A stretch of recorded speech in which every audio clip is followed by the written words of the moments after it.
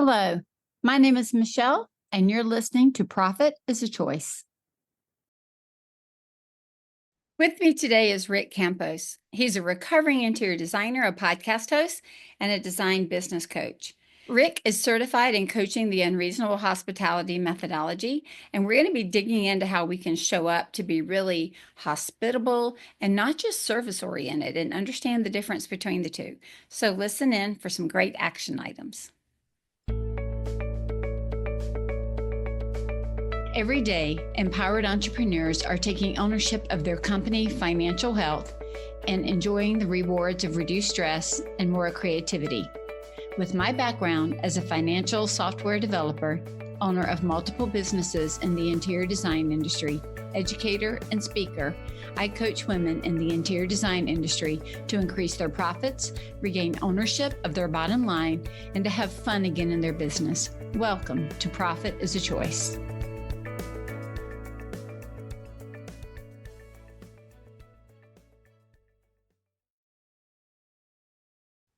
Hi, Rick. Welcome to the podcast. Hi, Michelle. It is so good to be here. Thank you for having me. Oh, it's my pleasure. We were introduced by Stacy Randall, right?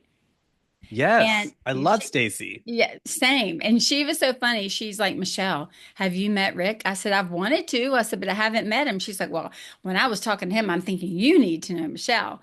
And so then she connected us, and I'm appreciative of that. So shout out to Stacy. But Rick, before we jump in, we're going to have a conversation about unreasonable hospitality.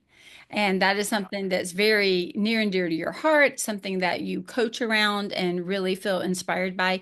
So before we get to that, I would love to have everybody kind of hear a little bit of your story and what got you to where you are today. Sure, I'd be happy to share that. I guess it's kind of something I don't talk enough about. So thank you for the opportunity. My name is Rick Campos. I'm the host and founder of Design Biz Survival Guide, which is a podcast, which is really a community platform for design professionals. It encompasses a podcast, um, one-on-one coaching, as well as learning and networking opportunities, which we produce all over the country annually. But my backstory is I always say I'm a recovering interior designer. So I say that jokingly, but also in all seriousness, because I like for my audience and the people that I engage with to know that I am and was one of them. So I was an interior designer for 12 years. 6 of those years, I ran my own business. And then for another 6 years, I partnered with another designer and helped him run his business. I came on board as an associate designer, but ultimately became his director of business development. And that's kind of where I caught the bug as far as the business side of design. I was able to explore the business side in depth, and I was really enamored by it. And so I used that opportunity to just learn as much as I could about the back end and how to, grow the business into a new market. And I really enjoyed it, but in that process, I kind of grew out of the creative side and was really kind of all about the business side. So I began to identify my strengths and my weaknesses. One of those weaknesses was I just really wasn't great client facing when it came to the creative side. I really wanted to be in the office focusing on the business. That's what made me happy. I'm not going to say I was a bad designer. I think I was a pretty good designer, but my passion really was with the business. So I had an opportunity to make a pivot, and I took that opportunity and left the client facing side, the creative side of design, and really focused on the business side. So the podcast was the first step in having conversations with designers about the business of design, how to grow a better business, and really how to leverage community as a support system during that process. And then naturally, coaching came after that.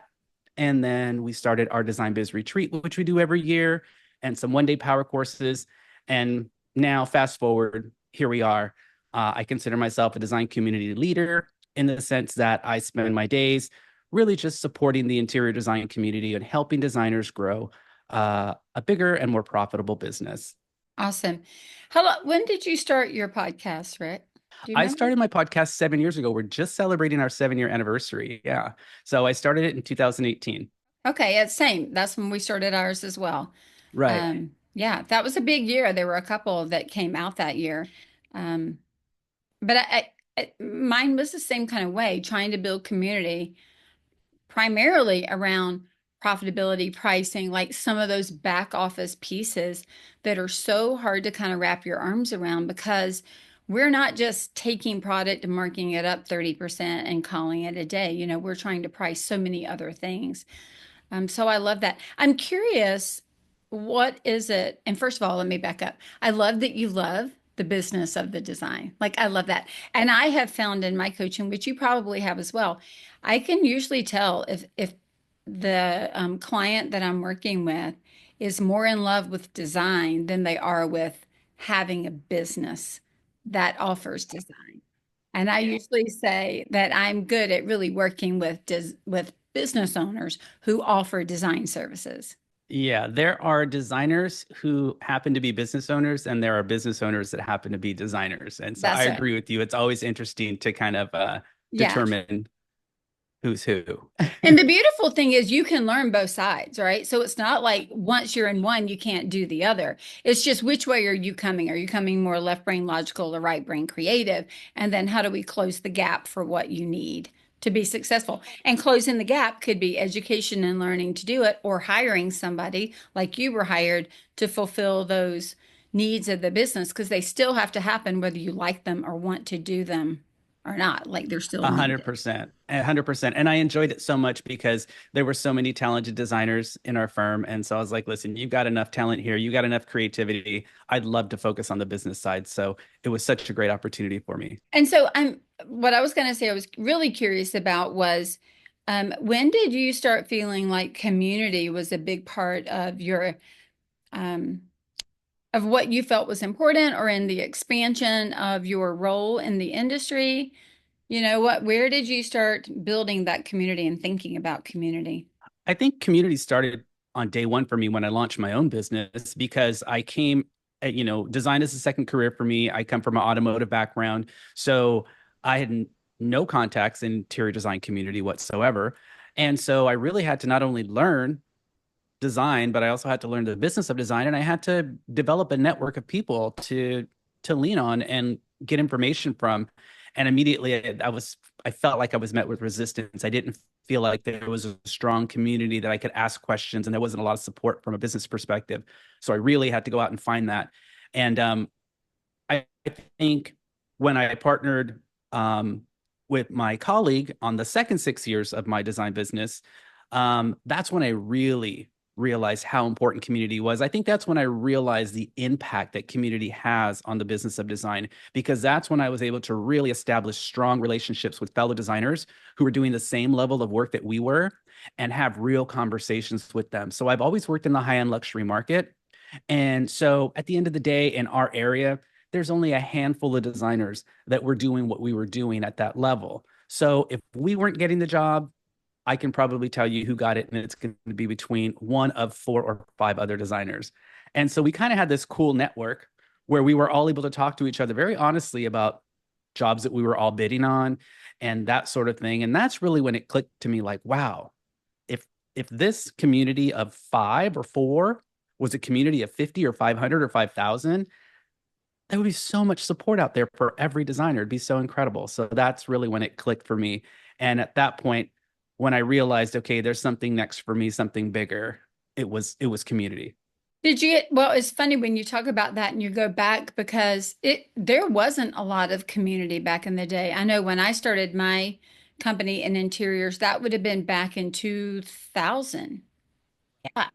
And there was very little. I mean, we were just starting to find things on the internet, just starting to pull together community. I can remember, Rick, you'll laugh at this, but I guess it was probably about 2005, maybe. I went online into like a workroom group that had designers and workrooms and, drapery workrooms or whatever. And it was an online community. And I'd been in it for about 2 years, stalking and watching and answering questions and asking questions. And I went in, and back in the day, when we weren't as maybe secretive as we are now, everybody would put their location. So I could see the town and the state that everybody lived in. So I just went out and looked up every person in Georgia that was around me. I'm in the Atlanta area. I looked at all the surrounding counties. I just sent them all an email and invited them to my house. My husband's like, "What are you doing? Like, Michelle, the internet is so new. You don't just get on there and invite random people to your house."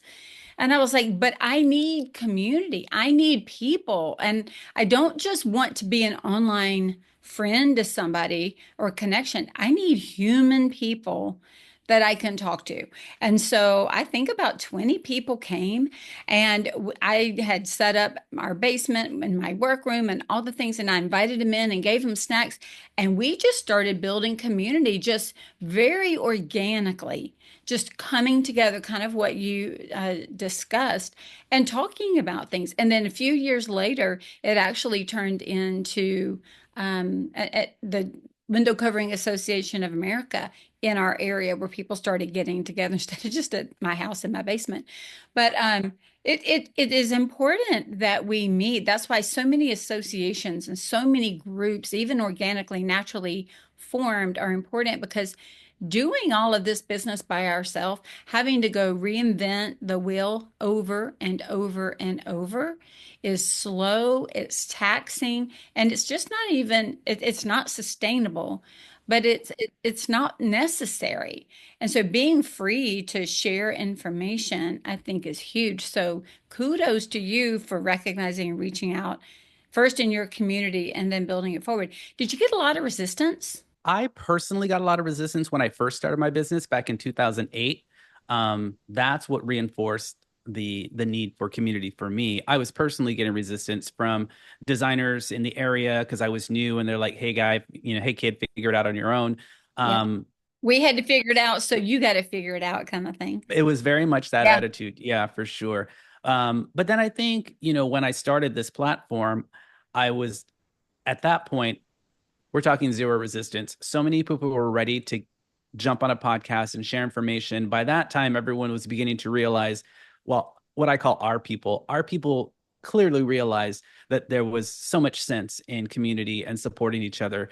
There's something to be said about being in a room of your colleagues. And like you said, really kind of help um, keep this momentum going fast and furious. Because without the support of everyone, you're right, it's not sustainable. It's not. Um, did you get pushback because you'd come from automotive and maybe you hadn't had all the educational chops that maybe some of them did? Did you find that? Here's the funny thing. Despite my youthful appearance, it was a second career for me. I was in my 30s when I was doing this. I mean, I just turned 54. So, um, but everyone felt like I was this 20-year-old kid that Yeah. was trying to figure it out at the expense of others. They didn't understand that really I had put in my time. I went to design school. I had a vision. I was very serious about my business. And all I was trying to do was just kind of, collaborate with other people and learn the business side Learn. of this design. But yeah, I think it had a lot to do with, someone showing up looking like he was in his early 20s, trying to look for shortcuts. And I get that, there are no shortcuts in this business. So I think maybe that's where I got the most resistance. I think it had a lot to do with appearances, which is unfortunately reality in our world. And it's something that I take very seriously now in my business.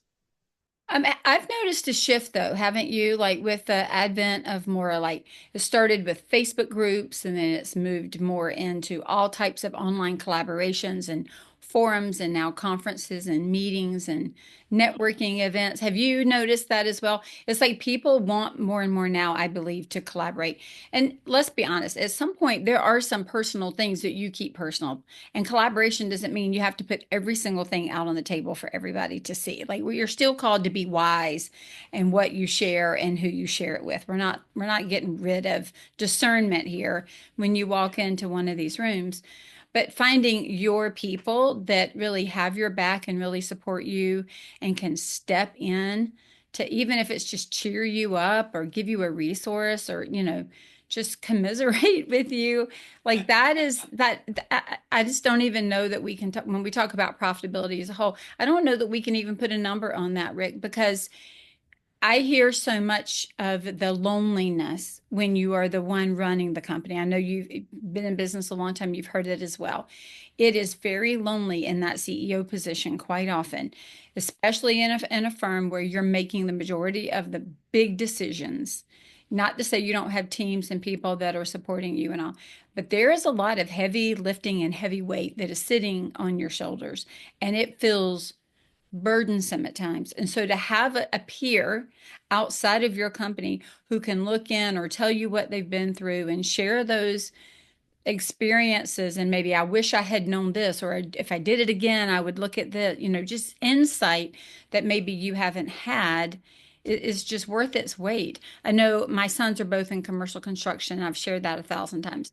And one of the things that I think it was my oldest shared with me, and I thought about, because here I am raising my kids, and now I'm watching them. My oldest is now 30, so I'm watching them in the workforce, and I watched them launch in construction, which was an adjunct to what we were doing, and putting him in that. And one of the things that he was told was, you cannot fast track experience. He's like, we can fast track you on so many other things. You can do all the education and fast track. You can study, but you cannot fast track experience. There are some things you have to learn by walking and going through it. And that's the thing that I always think about with community is, I can't fast track your experience, but I can walk alongside you. Absolutely. Yeah, because the community, I think, exposes you to more in a shorter period of time. So if you're sitting in a room with 10 out of the designers, and if some of them have been in business 10 or 12 years longer than you have, or maybe even longer, just that couple of hours of storytelling and just the examples that you Mhm. hear Yes. is so valuable. And going back to the isolation, like, listen, I get it. I just did an anniversary episode where it was a takeover, and we were taking questions from people about me. And one of the questions was something to the effect of, what don't people know about you? And I think because I don't talk about it enough, I think people don't realize, I get the isolation. I launched that business in 2008. I also opened a retail studio as well, because that was my marketing, strategy to penetrating the market. And I literally sat there alone 6 days a week for years, because I was just trying to keep this thing above water. I didn't have the budget to hire someone, so I was doing it all. And so I get the isolation, and it's very real. And so community is so important. So, when you decided that community was important and you built the podcast, you built your networking events, your one day events, your coaching opportunities, what led you to the book and then to the methodology of unreasonable hospitality? The book, I'll hold it up for those of you that are watching this online. It's by Will Guidara. Is that how he says it? Guidara? Yeah, it's like my favorite book ever. And I'm a big reader, and I love all of, I love every Same. angle of business. Anybody that's talking about business from any perspective, I'll listen. In fact, the more diverse, the better, because it's amazing how many parallels actually are relatable to our business, even though it's a completely different business. Um, so working in the high-end luxury market, I always say that one of the things that I learned is that our clients were just ordinary people with extraordinary access to wealth. It was a very interesting, market to work in, very demanding, high budgets, high stakes. And it took me a while to really kind of get comfortable with it and understand what we were up against, because it was just so foreign to me. I did not come from money, especially not at that level. There was like no relatability whatsoever. But the moment I embraced that they really truly are just ordinary people with extraordinary access to wealth is when I learned that you know, they're human beings. They're sensitive, they're emotional, they're real people. And I strongly believe that while our clients may not always remember everything that we said or did, they'll always remember how we made them feel. That's a quote from Maya Angelou that Will Gadar used in a documentary that I saw him in, and it really captured my attention. So the way that I really kind of stumbled across Will Gadara and the book is by watching a documentary on Netflix called 7 Days Out, which documented the relaunch of 11 Madison Park. which is a restaurant in New York City, after being named the #1 restaurant in the world. So watching the symphony and the chaos of renovating a restaurant with such attention to detail and hospitality reminded me of interior design. So they had just won #1 restaurant in the world. And when they did that, they decided to shut down the restaurant and completely renovated it on this insane time schedule. And so this documentary series actually documented that process. And watching them renovate this restaurant down to every single detail and watching, there was one scene in particular where Will is sitting in the new banquettes that were just reupholstered in mohair. And he's obsessing over the prickliness of the fabric. And he's exaggerating it, which was a little annoying at first, but then it was like, no, this is how much attention to detail him and his team are demonstrating. This is how important it is for them. It's not about it's prickly to him, it's about how the client may react to that and how it may impact that experience. And so as soon as that shift occurred, I was just completely like, I was into every second of that documentary. And then naturally, the book that followed just kind of reinforced that entire journey and the concept of hospitality that really drives him and his team and the success of that restaurant. And there was just so many parallels to design. I was hooked. You know what's so interesting is even when we do events and things over here or clients, I'm constantly thinking, how do we want them to feel when we start? How do I want them to feel at the end?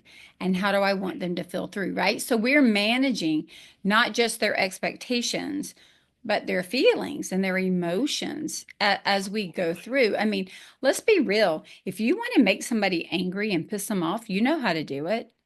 And if you want to make somebody happy and elated, for the most part, you know how to do it. And so at the end of the day, it kind of comes down to what do we want? You made a comment to Rick about looking at other industries, and I have always thought that that was super important because business is business. I mean, I know we all think we're special and that our business is special, but at the end of the day, business is business. And so being able to watch these under other industries and draw parallels or see things and understand the relatability of what they did and what happened really is a big opportunity for growth. I'm curious, have you ever read this book, Secret Service by John DeJoy? You're going to love it. Because, yes, because here's the deal. Unreasonable Hospitality, right, is was born, if you will, out of Will's work in the restaurant industry. This one is out of the hair care industry. And it's Secret Service. And so like you remember in of course you remember, but in the book Unreasonable Hospitality, he talks about removing the podium and that they got the reservation list and they went online and found the pictures of everybody that made reservations. Yeah, and then they speak to them by name. Well, in Secret Service, what they do is they realize who's the first time, who's coming back, and they change the color of the cape that they put on them. And then if the cape is, let's say, black, meaning it's the first time they've ever been there, everybody in the salon stops by to welcome them and say hello, and they treat them a different way. Um, and in a way that they want to continue, but they really are welcoming. It's really like an unreasonable. So I think it's an amazing adjunct to the work that you do, and you might really appreciate that. I'm definitely going to read it because it's all about how you make people feel. And so that's a really good, that's sounds like another great resource because I will tell you, I was obsessed with the concept. I love the documentary. I love the book. I love Will. So it's all I could talk about. But I will say it has been kind of a hard sell at first because every time, and listen, I've gifted that book at least 30 or 40 times. It's like on my Amazon list, just nonstop. It's always going out to people because I think that it's so impactful. And a lot of people are like, this is a book about a restaurant. I don't get it. And I'm like, take the food out of the Take the equation, take the food out. restaurant out of the equation because, it's not a, what it's about? It's about the art of listening. It's about anticipating needs. It's about creating memorable moments and creating an extraordinary client experience. That's And if exactly right. anybody can relate to that, designers can, because ultimately that's our goal. Because right now, design is simply not enough in this business. No. It has to be more. You have to be more. You really do. One of the things that I thought was interesting, and you'll see the parallels in Secret Service, they talk about like somebody is, first of all, they ask the question when people go to get, and it's hair care, right? So when people go to get their hair done, why do they jump around stylist? Why is it that there's like a 20% retention rate? Because people are looking for where can I get the better deal? So then they started realizing people were buying based on price. Well, we see that on the design side all the time. But then they were like, well, how do we increase what we're doing so it's not just about price, it's about price and service. And then they started adding in the serving, which is really the so much more that is hard.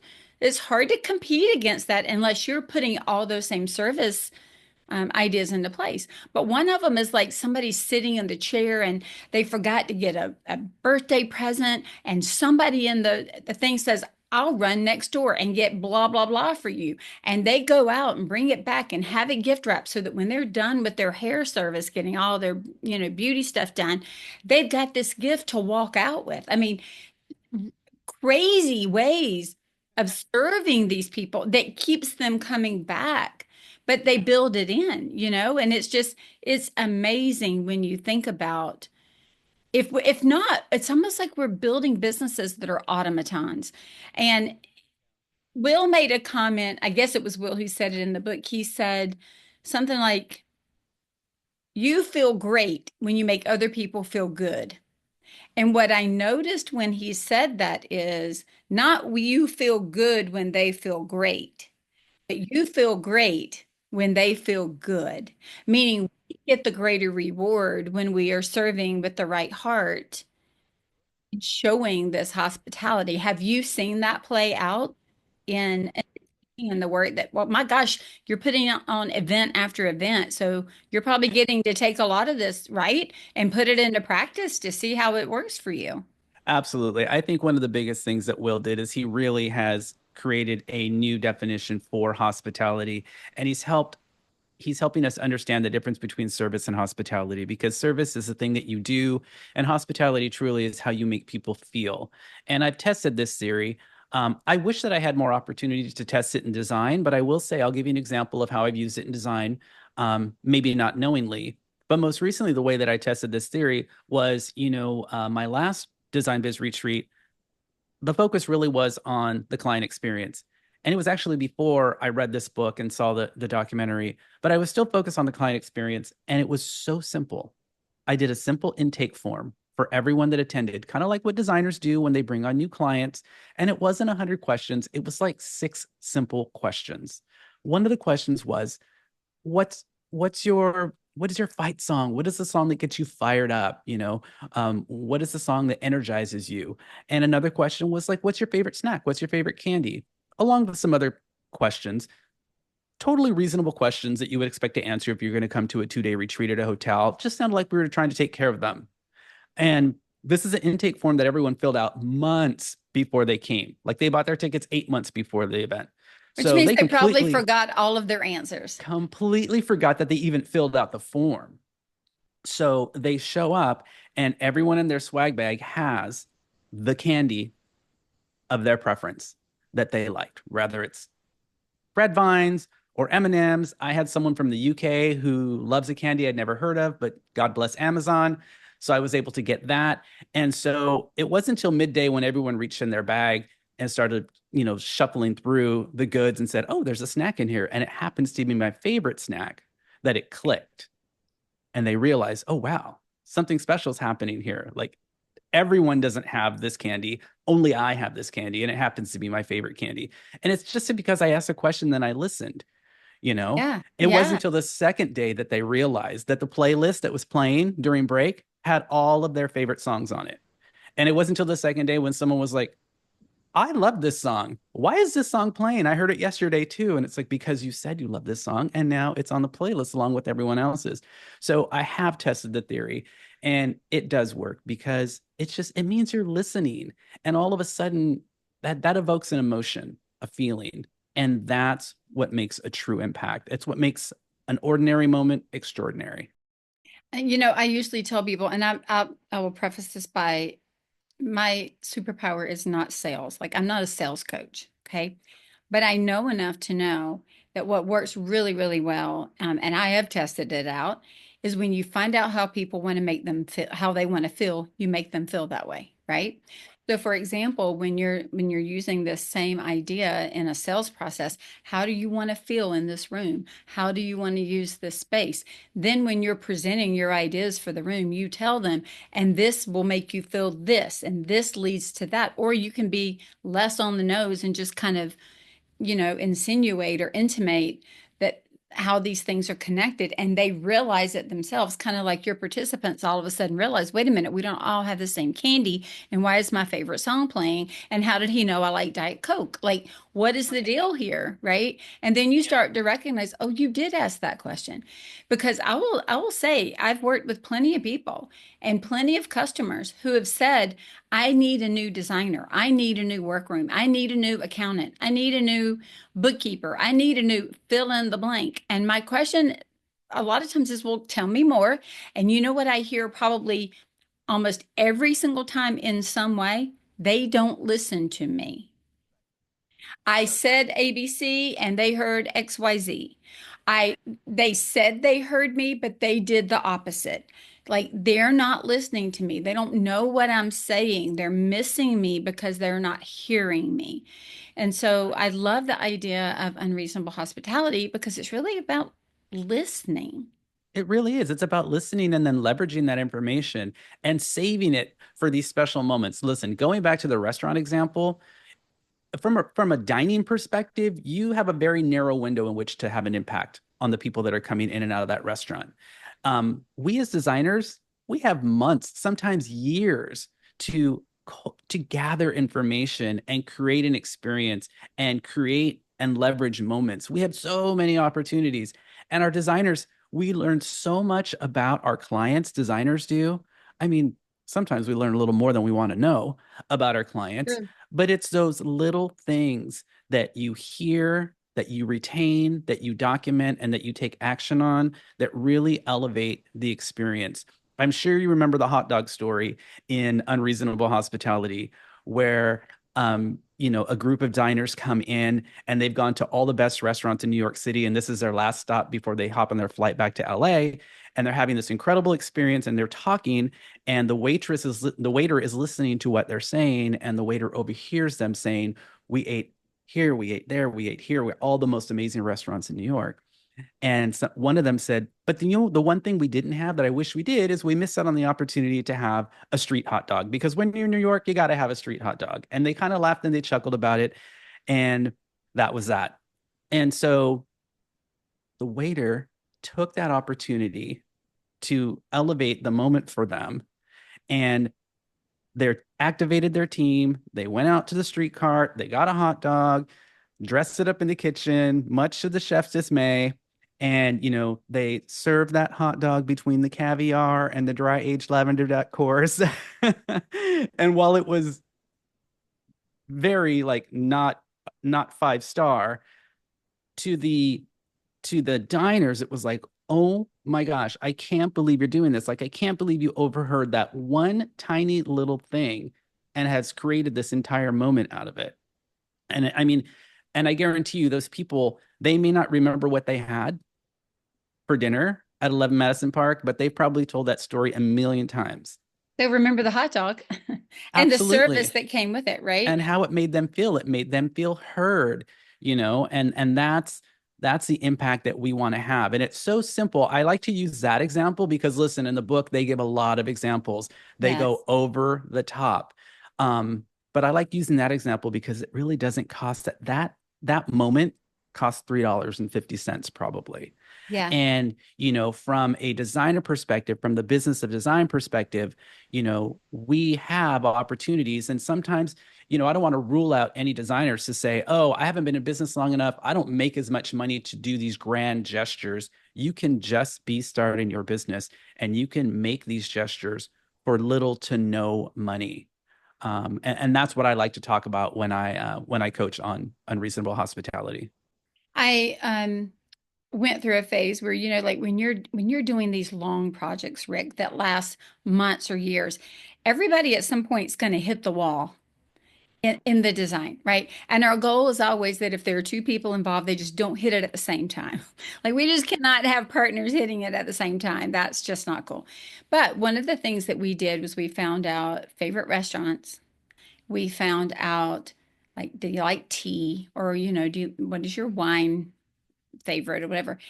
And part way at different milestones, we might send them like some chamomile tea, take a break, or send them a Starbucks gift card. Hey, go have a coffee on us. I know we're waiting on ABC to come back in and we're, for selections. Or I know that you've been without your kitchen for 6 weeks. Here's a restaurant card. You can go out. So finding those intersection, and it doesn't all have to be food and drink related, but just saying, finding intersection points and remembering those things so that you can kind of cultivate this idea that you're in it with them. I mean, at the end of the day, unreasonable hospitality is also saying, I see you, I hear you, and I'm walking alongside of you. And so the way that we do that in the business is really important. It's not just, like you said, something we do to them or for them. It's literally a walking along. Like I'm walking along with you, and my gosh, I want you to have the best time in New York, and you didn't get a street hot dog, and I'm going to go get you a street hot dog. 'Cause how in the world could you leave New York? Yes, you're at a five-star restaurant, but how in the world could you leave New York without a hot dog? Like that's iconic. You got to have a hot dog, Right, right? right. And for the record, it's a 4-star restaurant. In case Will's Oh well, I listening, you just realize it's included. 4-star. I said high 5-star first. I was thinking about a hotel, which most people do when they talk about hospitality. But I totally agree. There are so many expensive ways to go over the top. Like we could all just send our clients for a spa day if we can afford it. That's kind of the easy way out. But there are so many, high impact, low investment ways. For example, for designers, it's as simple as integrating a surprise feeding station in the kitchen island or a doggy den under the stairs for Fido because you recognize your client's love for their dog. Over time, we learn the importance of people's pets. And Mhm. these are things that they may not even ask for that we can incorporate into the design. Whether they go for it or not, it still sends a message that we were listening. Oh my gosh, you were listening? Even if you never said it, you Or we know, saw, right? We gathered. Yeah. going back to the wine, maybe it's a case of their favorite wine in the wine cellar with your compliments, but not just any wine. Maybe it's a wine from their native country of, let's say, Lebanon, to help make their first gathering in their new home with friends and family more special. So it's not just any case of wine. It's not your favorite case of wine. It's a case of wine that's significant to them, that has meaning to them. And maybe it's as simple as gummy bears in the nightstand because the clients once shared that her guilty pleasure of watching Real Housewives in bed on her iPad and snacking on gummy bears. It's these little things that you can remember and make a note of. And I mean, imagine when you're doing your installation and when you're doing your presentation, your big reveal, and your client is going and they're looking at everything. They may not be opening every drawer, but later that night when they're laying in bed and they fire up their iPad and they open up that nightstand and there's gummy bears in there, like that's impactful. It's fun and it's impactful. It reinforces to them that you heard them, that you listened to them, and that how you make them feel is important. So if somebody is new to this idea and they want to start implementing it, how do they, because I did notice in the book, he talks a little bit about some of the resistance, right? Until people can understand the why behind it. We talk about it all the time with Simon Sinek and understanding your why. There is a why behind this. The why is not just to be overindulgent. The why is certainly not to have an inauthentic way of doing things so that you can get something. It comes very much from a good, authentic place. And so, how is it that if a designer were to go back into her team and say, okay, or he were to say, we're going to have unreasonable hospitality, and here are some of the things I'm thinking. What do you think? How have you seen people start to get others on board with it? Because you've even talked about some of the resistance as well, right? Oh, for sure, for sure. And the exercise that I use in my training, so I offer like a half-day workshop and an online training seminar. It's primarily for teams. So I come to designers' offices and we work as a team and we explore hospitality and how we can implement it into your design business. So it's not just a one-on-one with the design principal or the ownership, but everyone in the office because everyone is a player in this game. And the most important exercise that we do is called road mapping or the customer advantage map. And so really what that is that's a process of breaking down your design process step by step in a painfully detailed manner. So we'll go through it once and say, let's start with the discovery call, the first point of contact with the client, and let's go all the way to installation or post installation, your final point of contact. And we'll break down every detail in between. And then we'll go back and we'll find the details in between those details. And then we'll go back and find even more details. So that allows us to look at the big picture and identify opportunities, to identify ordinary moments in the process and make them extraordinary. Because going back to the restaurant, the reason that they won number one restaurant in the world is not because they were obsessing over the food while it was a priority. What they really focused on was the experience. And it's the same thing with the design business. You're already an incredible designer. We know that. Let's talk about the process and everything that happens during this process and identify opportunities to heighten those moments. And so it could be as simple as, so for example, in the book at the restaurant, they use the example that you referenced earlier about when someone comes to the restaurant, there's no podium, there's no station, and whoever is checking in people for their meal that evening, they know who that person is before they even walk into the room. There's no list because they do their homework. And there's a whole process that they used. So think about it from a design perspective. That first initial contact, that discovery call, that is a touch point. And maybe it's something that we don't give a whole lot of attention to, but from a client perspective, that could be a very intimidating moment. That client could be anxious about having that conversation. Am I going to be judged about my budget? Am I going to be rejected? Like, I've never worked with the designer before. Are they going to see that? Like, how am I going to be treated? That's kind of not a very warm and fuzzy moment from a client perspective. For us, we do it all day long and it's no big deal. So those are things, that's an example of where I would say, let's fine tune that.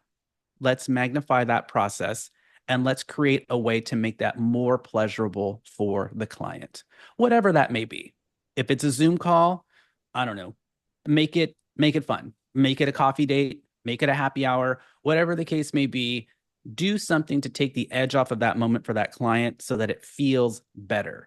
Those are the moments that we focus on, that we drill into, not the big moments that everyone else is paying attention to because everyone else is already doing it. It's those little moments that's going to set you apart. It's interesting. It's really about, to your point, identifying those client touch points and then being very intentional in the touch point, right? Not just showing up for yet another design meeting. Because for us, some of these meetings can become repetitive because we've just done them so much that we can almost just show up to do the work and step away. So recognizing where the client touch points are actually slows it, and recognizing kind of the the likes and the wants and the desires of that individual client actually slows us down enough to make it an intentional meeting so that we can make sure we're touching all of the things that matter to them. Even if we're doing just the same, repetitive type of work, it allows us to make it very unique because we are tailoring it to the person that we're talking to. What I think it also does is it keeps us engaged in that conversation. And so when we show up with an excitement or with, a level of concern or whatever the moment dictates, because we are in it with them. It's that traveling with them, and I think that if it's really authentic and it's done well, then I think it shows up as caring. And listen, when people buy, they're buying based on money, they're buying based on value, they're buying based on stress relief. They're buying based on a lot of different things, not just price. And these things, man, these things are hard to put price tags on. When somebody makes me feel amazing and they are kind to me and they're, I'm not even going to say over the top. I'm going to say they are just in it with me. They are fully engaged, and the price is reasonable, is within my customer tolerance, right? The tolerance price that I'll pay. When they do those things, I'm going to buy based on relationship because I want a relationship with that person. And it's not going to be that I'm looking for the cheapest. I'm looking for somebody to provide that level of hospitality and service along with the product that I'm buying.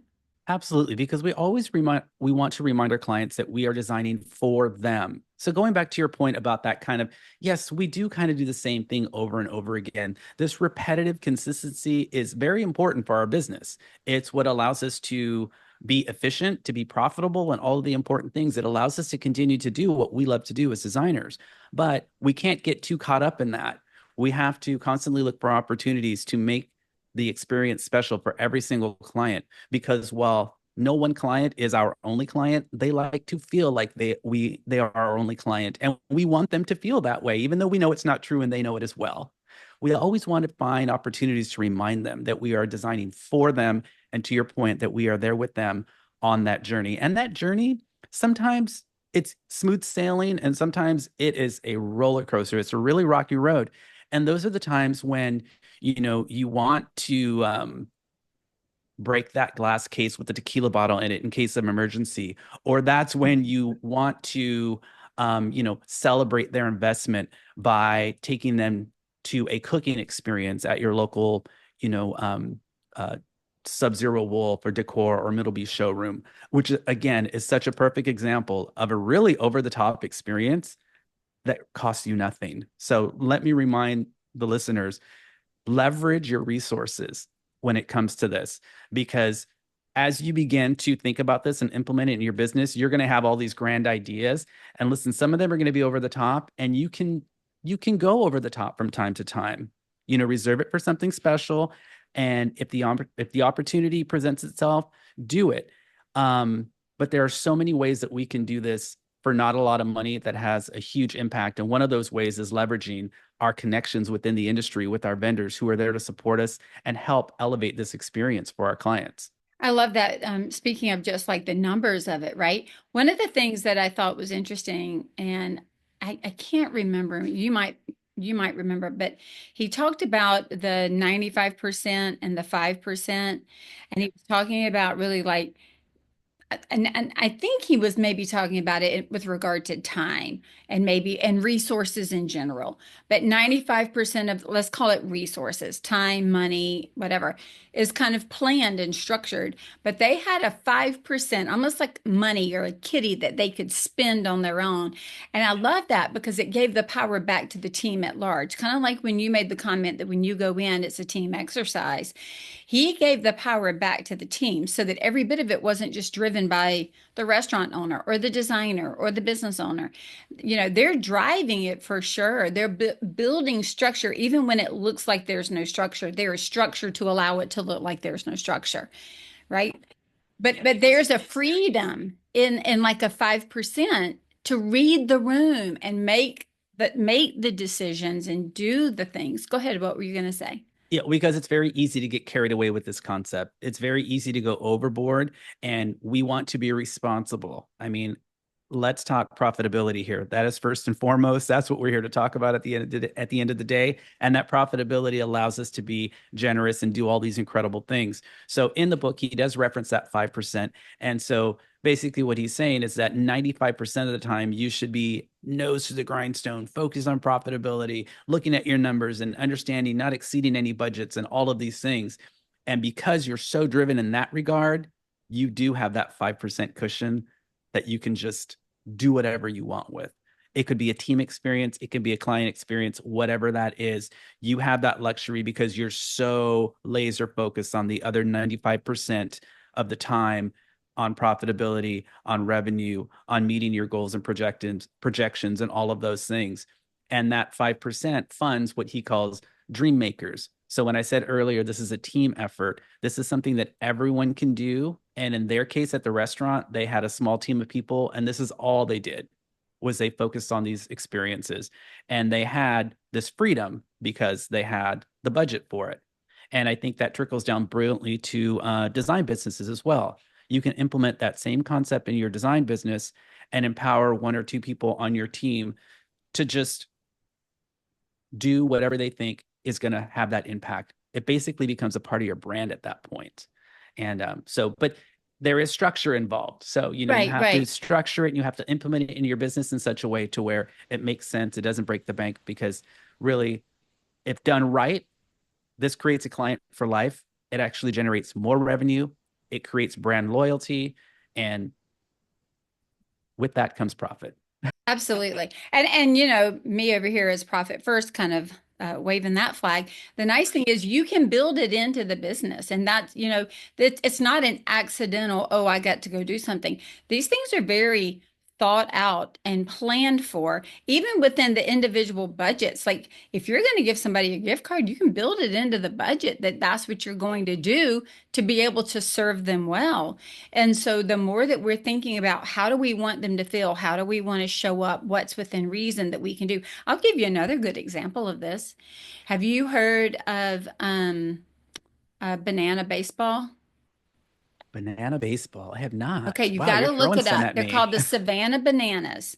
So it is a baseball team. Jesse Cole is the owner. They're out of Savannah. They own a couple of them. They are reimagining baseball because they're realizing it's not just about baseball, but it's about families and how families feel and how people feel. You're gonna love this one. So you got to go look up Savannah Bananas. But they've just for years they only where people were buying tickets years in advance and they kept selling out. Well, they now have moved into baseball stadiums of colleges. Now they're moving into MLB baseball stadiums and they're selling it out because their players are playing music and they're dancing. They've got like a cheer squad of grandmas. Like it is like this whole family thing. But his comment was baseball, as we've all known it, has been America's pastime, but it had gotten so out of reach for the average family that they couldn't go. And then you couldn't afford it. And so they have things that are capped in pricing. It's they play baseball, but there's just a lot of games. And when everybody leaves, their hearts are exploding. They're happy, they're gentle, everybody's getting along. It's just a big hype fest around baseball. Like they're doing flips out, you know, on the square, on the diamond. They're just like, it's just amazing. Go look up Savannah Banana baseball. But I met Jesse because when he bought into that and they named it, they had a whole plan where everybody in the town got to name the baseball team. That's how they came up with Savannah Bananas. But they were millions in debt, and he started doing profit first to get them out of debt. And so I met him years ago, right as they were starting, and the trajectory and the story, but it's about unreasonable hospitality. And he talks about how it makes you stand out. He wears a yellow tux. I think he has a book called Yellow Tux. But it's really about how you stand out and how you show up and how you serve people and how you hear their needs. Very, very similar to what you're saying. So, what I think is cool about this, Rick, is it's showing up all over the place. We just aren't necessarily realizing that we can harness some of that and bring it into our design firms. Oh, for sure. And that's what I love so much about the program that I developed. So basically, I became a certified unreasonable hospitality coach. I went through this training, I made this huge investment so that I'm able to teach the concept, but it also allowed me to refine the process and make it specific to the business of interior design, which I couldn't do before. And so that really excites me because it really does apply to every business. And I love sharing how it applies to the business of design. And going back to your point about just this excitement to tie this kind of up in a pretty bow. Yes, it's about how we're making our clients feel, but it's also a little bit about how we're making ourselves feel. Because going back to your point about making other people feel good makes us feel great. Imagine your team and how great they'll feel doing these little things or just knowing that they have the ability to really impact somebody's day and really make the moment really special for someone. We don't have a lot of opportunities like that in our day to day. If that's part of your job, what a treat, you know? So it is kind of a full circle concept. It benefits the clients as much as it does us. Absolutely, absolutely. Well, Rick, tell everybody where you're hanging out online if they want to hear and see and connect in some way. Oh, you can find me on Instagram at Design Biz Survival Guide. That's probably the best place to see what we're up to, what we're doing, where we're going to be, that sort of thing. And then at our website, designbizsurvivalguide.com. That's where you can listen to episodes of the podcast if you're not like Apple Podcasts or Spotify savvy. And then you can also kind of have a look at all of the events that we're producing. We have our annual retreat that's coming up in October. We have a few seats left for that. We also have our second annual retreat that I'm co-producing in the UK this year in June. So that's just around the corner. And yeah, everything else, everything you want to know about us, it's online on the website. Awesome. We'll have all of that in the show notes. And thank you so much for just inviting us into the idea that we can have unreasonable hospitality in our business and that it's profitable for the client, but also for us in a multitude of ways, not even just money, but just in how we feel. So I Sure. really enjoyed the conversation. Thank you. And thank you so much for having me, Michelle. And kudos to you for doing this for so long. I know what 7 years feels like. I'm right there with you. It is a labor of love, but it is so important. And I appreciate you for what you're doing and how you're inspiring the design community. And I appreciate the opportunity to be on your podcast. So thank you so much. Thank you, Rick. Rick, thank you so much for joining us today. Being service and hospitality focused is profitable for us and is profitable for our clients. Intentionality is the key, being very authentic in the choices that we make. Make sure to check out Rick's information at the Design Biz Survival Guide on Instagram. And for those of you working towards creating a business strategy and financial strategy that align with each other, give me a call. Go to scarletthreadconsulting.com, fill out a discovery form, and reach out. Profitability really is a choice, and it doesn't happen by accident.